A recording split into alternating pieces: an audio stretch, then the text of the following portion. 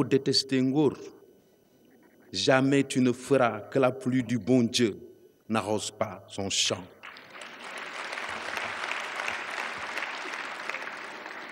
Et plus ta haine ira crescendo, plus la pluie battra son plein et de plus belle. Loolu mooy rek o fañin fañ fañ fañ tawa cha. Son Excellence, Monsieur le Président de la République, pour son discours.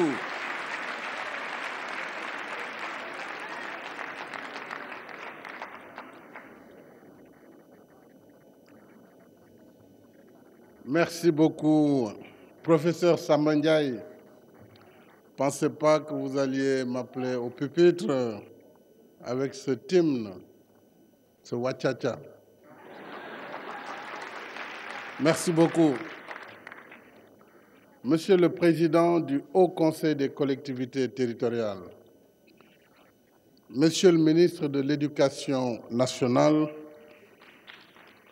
Monsieur le ministre de la Formation professionnelle, de l'apprentissage et de l'artisanat, Mesdames, Messieurs les ministres, Excellences, Mesdames, Messieurs les ambassadeurs, Messieurs les recteurs, chers enseignants, membres du personnel administratif et partenaires sociaux, chers lauréats et lauréates, chers parents et invités,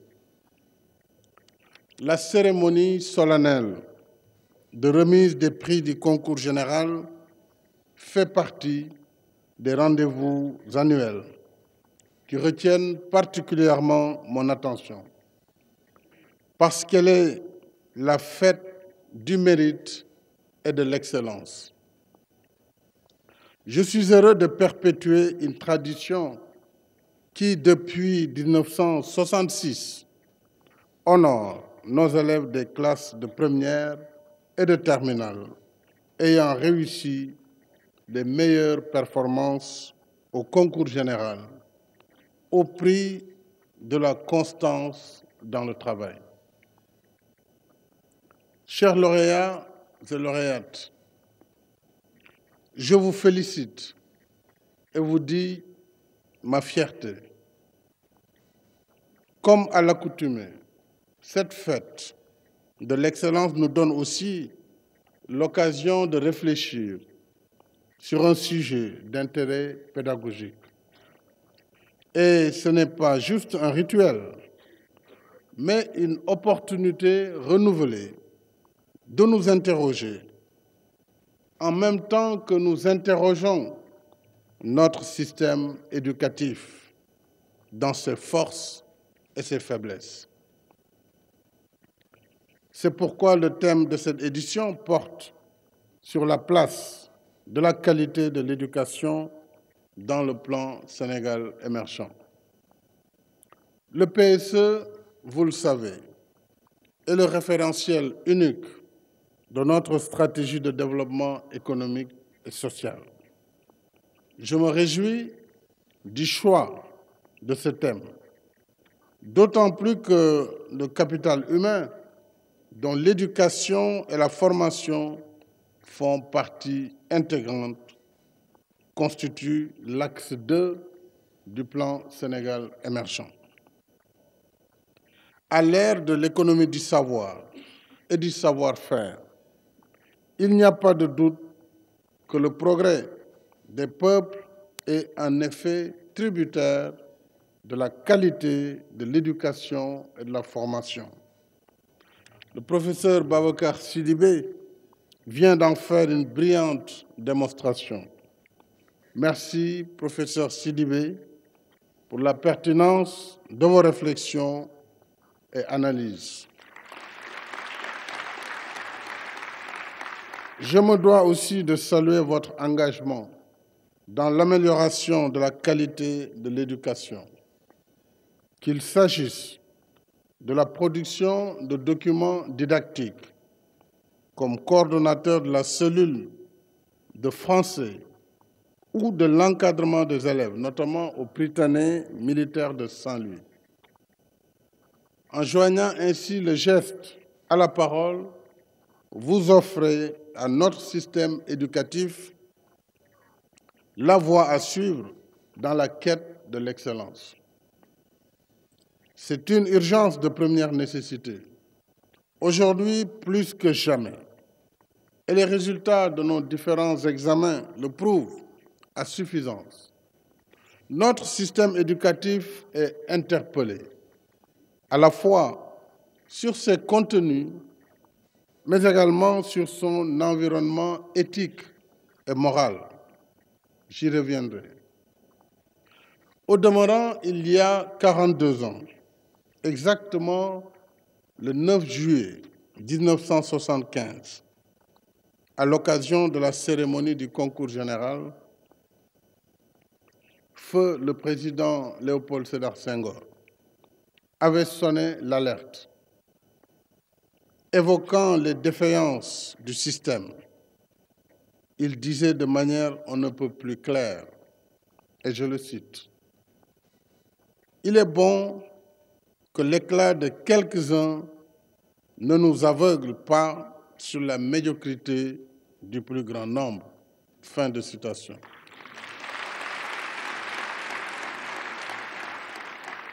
Plus que jamais, les propos du président poète et académicien gardent tout leur sens. Nous ne saurions esquiver le problème. Au demeurant, le professeur Sidibé a posé de façon explicite la problématique, établi le diagnostic dans toute son acuité et proposé la thérapie. Son expertise fait autorité, je n'y reviendrai donc pas. Je me réjouis surtout que vous ayez rappelé, monsieur le professeur, nos efforts soutenus en faveur de l'éducation. Plus de 24% de notre budget national est consacré à l'éducation, dépassant ainsi la norme de 20% que préconise l'agenda éducation 2030. C'est un choix volontariste. Dès mon accession au pouvoir, j'ai en effet demandé la mise en place urgente d'un programme d'amélioration de la qualité, de l'équité et de la transparence, qu'on appelle le paquet, pour la période 2013-2025.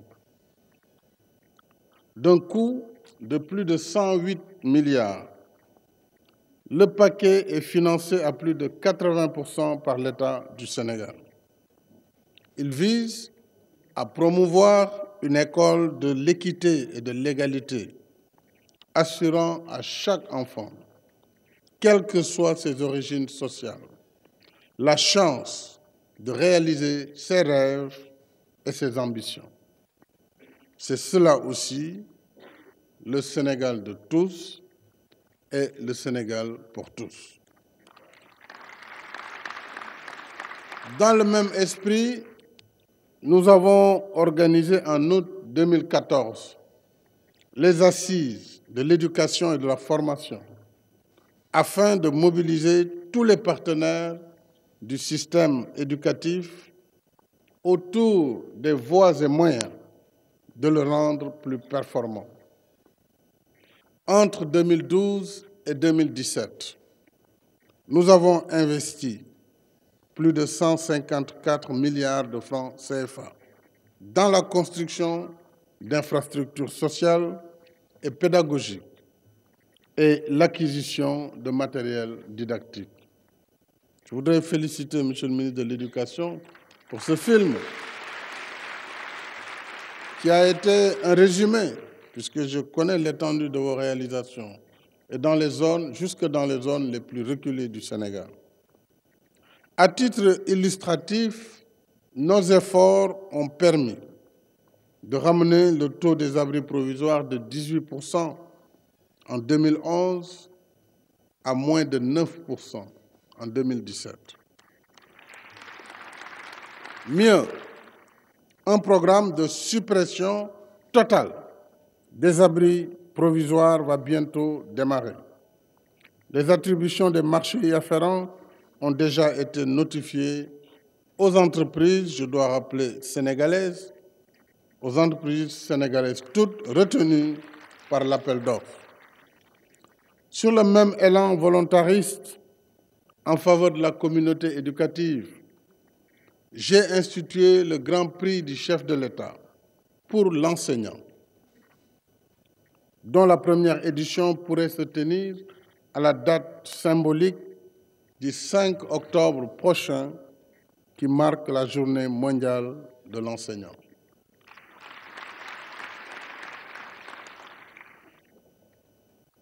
Je tiens, mesdames et messieurs, en même temps à la poursuite d'un dialogue ouvert, franc et productif avec les partenaires sociaux et au respect des engagements convenus pour la pacification de l'espace scolaire. Je demeure en effet convaincu qu'une école viable, stable et pacifiée reste le meilleur gage de la qualité de l'éducation. Mesdames et messieurs, en mettant en évidence nos efforts pour le système éducatif, je n'oublie pas que l'école, c'est plus que des bâtiments et des équipements, fussent-ils des plus modernes. Plus que les bâtiments et les équipements, l'essentiel est dans les valeurs qui encadrent et soutiennent l'école. Quand ces valeurs vacillent, c'est tout un monde qui s'effondre, pour reprendre la formule de Tchénan Achebe. Vous l'avez compris, je veux évoquer les fuites qui ont affecté cette année le déroulement de l'examen du baccalauréat, au point d'en faire reprendre certaines épreuves. Je le dis sans détour. Ceux qui ont facilité, organisé et bénéficié de ces fuites font honte à l'école.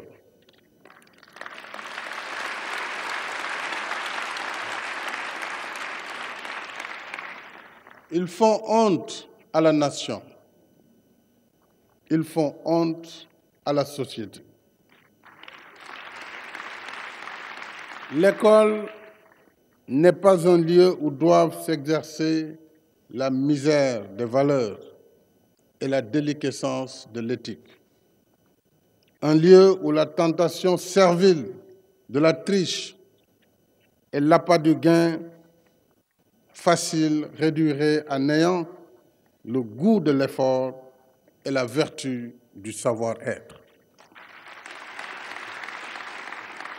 Ce que je dis ici est particulièrement valable pour les enseignants ayant participé à cette funeste entreprise.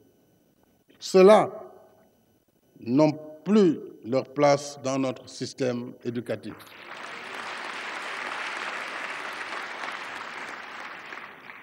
Parce qu'un enseignant est d'abord, par définition, un éducateur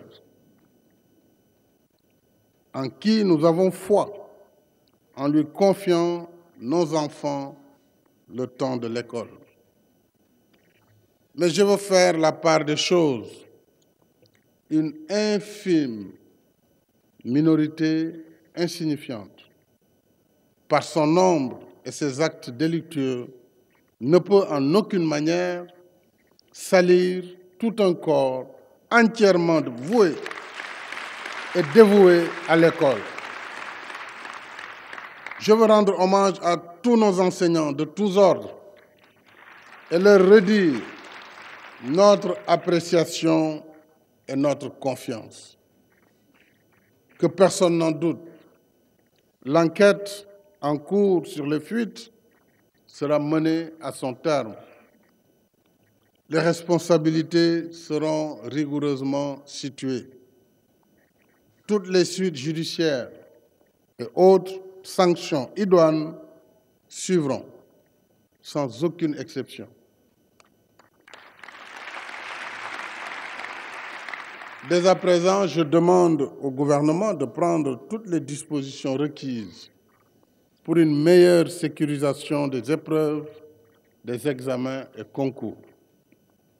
Je demande aussi aux services de l'État concernés d'étudier sans délai les modalités de renforcement des sanctions contre les violations de la réglementation en la matière.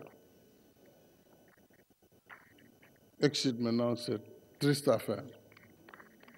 Mesdames et messieurs, s'agissant de cette édition du concours général, il est heureux qu'elle confirme l'amélioration des performances notées ces dernières années, avec 148 distinctions décernées en 2017 contre 126 en 2016, 124 en 2015, 112 en 2014 et seulement 95 en 2013.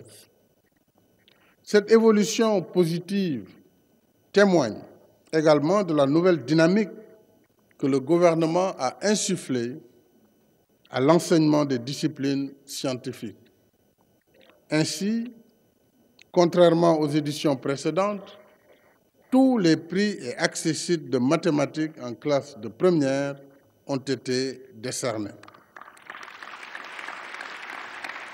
De même que tous les prix et accessites en sciences physiques et sciences de la vie et de la terre pour les classes de terminale.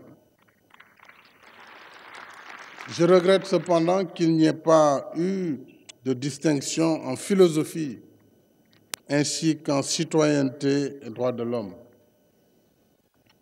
Or, la philosophie, quête de la sagesse et des causes premières, est essentielle à la stimulation de l'esprit critique, d'où jaillit la raison, qui éclaire la pensée et l'action. Ce faisant, la philosophie ne doit guère être enseignée et perçue comme une matière ésotérique, inaccessible aux initiés. Dès lors, Monsieur le ministre de l'Éducation, il me paraît souhaitable que l'initiation à la philosophie soit pratiquée dès le début du second cycle pour que les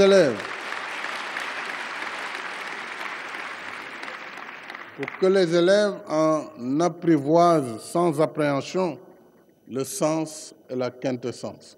Évidemment, selon des doses, il ne s'agit pas de donner à des élèves de seconde le sens de la philosophie, mais je fais confiance aux pédagogues et aux inspecteurs généraux de l'éducation. Dès la seconde, on pourrait avoir un programme évolutif et qui, évidemment, s'accentuerait en classe de terminale.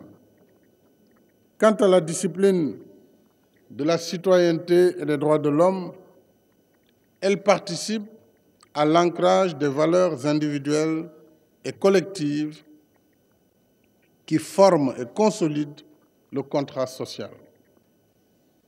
En ce sens, dans une société comme la nôtre, qui se veut libre et démocratique, elle doit contribuer à rendre le citoyen plus averti de ses droits et devoirs, plus difficile à manipuler et moins exposé aux dérives de notre temps. Voilà pourquoi j'engage, là aussi, Monsieur le ministre, je vous engage et tous les acteurs impliqués d'aider à cerner et à surmonter les contre-performances des candidats pour ces deux disciplines. Mesdames, Messieurs, chers lauréats et lauréates, la chance nous a souri cette année. Nous avons comme marraine du concours général une femme d'exception, la Saint-Louisienne Aminata Sow Fall. Choix n'aurait pu être plus judicieux dans un monde de turbulences, un monde aux repères brouillés, où les valeurs sont mises à rude épreuve, la vie et l'œuvre de Mme Aminata Sow Fall brillent comme un rayon de soleil au milieu des ténèbres, pour réjouir les cœurs et revitaliser les esprits. Enseignante et romancière émérite, c'est une reine des lettres sénégalaises. Une reine parée de ses habits de lumière que nous célébrons aujourd'hui. Les reines sont souvent silencieuses. Elles laissent le soin aux autres de décrire leurs œuvres.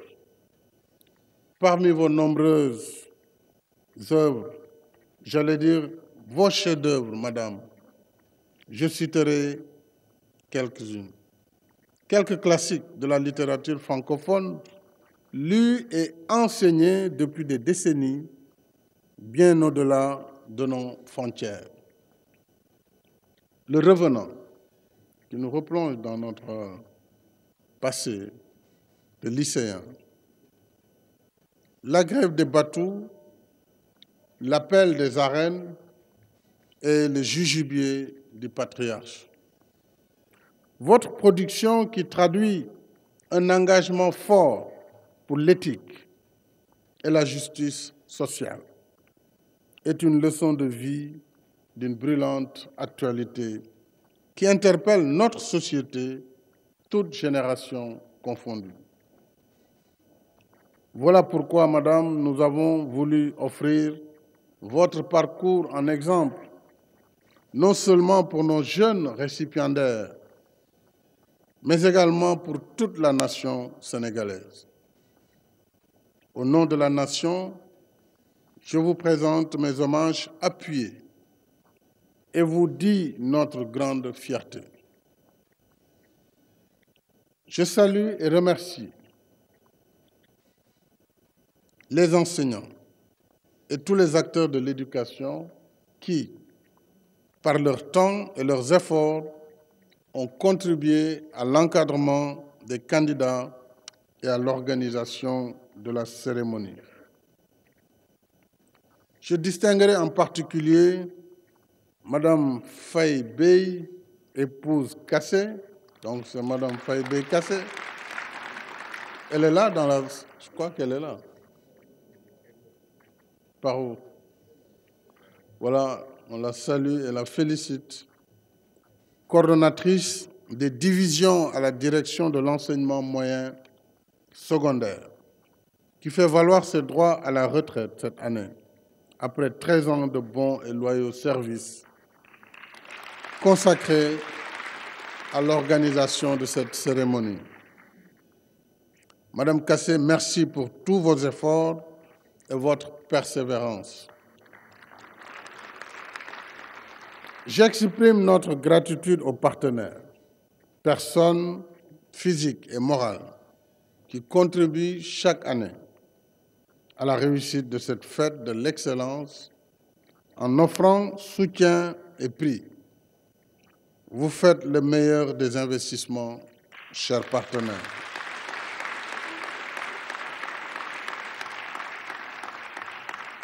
Ah ouais, il faut l'applaudir, Madame Kassé.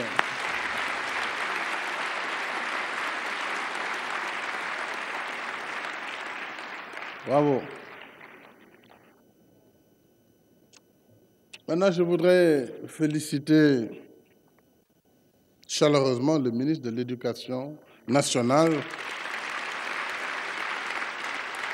pour le travail remarquable qu'il mène à la tête de ce département, pas toujours facile à diriger.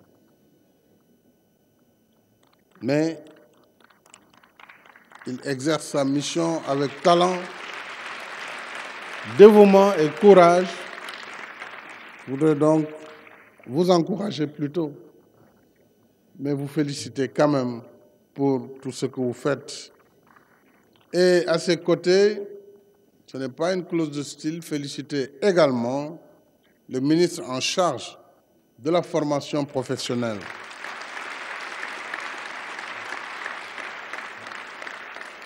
Il a véritablement donné une nouvelle dynamique et une nouvelle impulsion à la formation professionnelle. Soyez donc félicités et encouragés. À présent, je vais saluer et remercier avec respect les parents. Les parents, ceux et celles que j'appelle les héros de tous les temps, parce que ce sont eux, les parents, qui nous aiment d'un amour inconditionnel, qui nourrissent, qui soignent, qui logent et qui éduquent. Merci, chers parents, pour tous les sacrifices consentis. Merci pour toutes les privations endurées, afin que la lumière du savoir continue d'illuminer l'esprit de nos enfants. Mesdames, Messieurs, je vous invite d'ailleurs tous à vous lever, s'il vous plaît, et à vous joindre à moi pour applaudir très fort les parents d'élèves.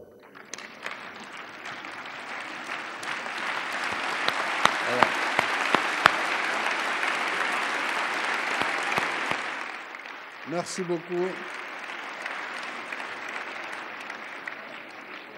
Merci, asseyez-vous.